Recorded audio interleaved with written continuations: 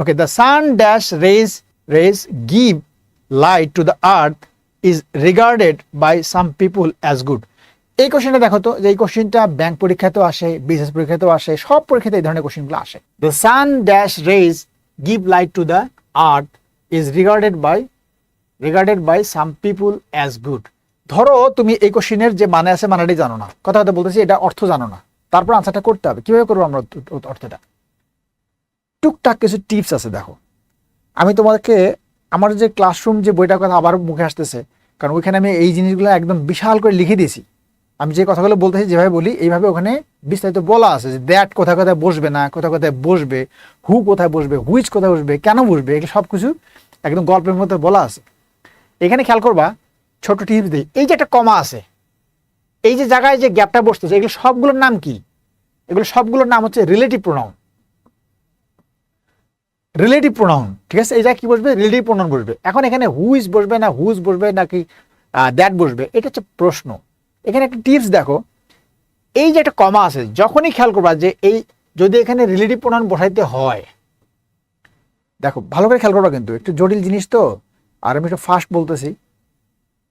যদি এখানে relative pronoun বসাইতে হয়, এই রিলেটিভ প্রোনাউনের আগে যদি এরকম কমা থাকে, তাহলে ওই জায়গায় মনে রাখবা, এটা একটা লিখে রাখো, ওই জায়গায় দুনিয়া উল্টে যেতে পারে, কখনোই দ্যাট বসবে না। ঠিক আছে? মানে কোনটা বসবে এটা বাদ দাও, কোনটা বসবে না এই চিন্তাটা আগে করে নাও।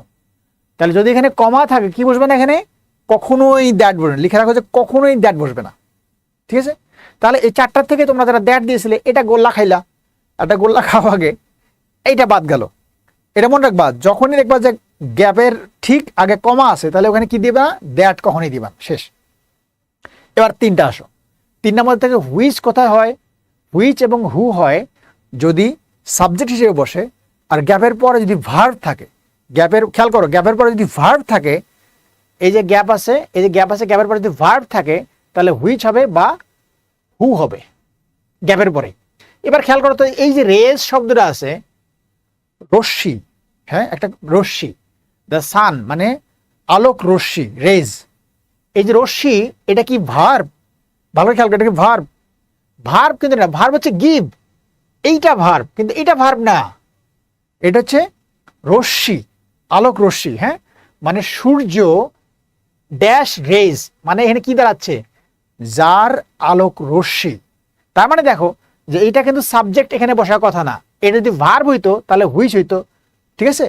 যেহেতু ওখানে ভার্ব নাই, এখানে কি আছে? একটা নাউন দেওয়া আছে। ঠিক আছে?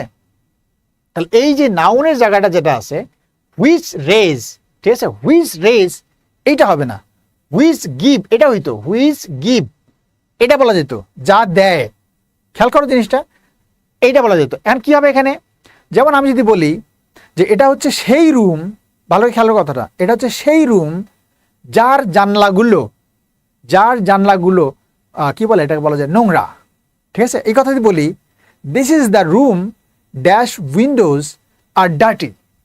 খেয়াল করো তো জিনিসটা, এই যে বললাম যে this is the room dash windows, এই যে উইন্ডোজ কথাটা বলছি,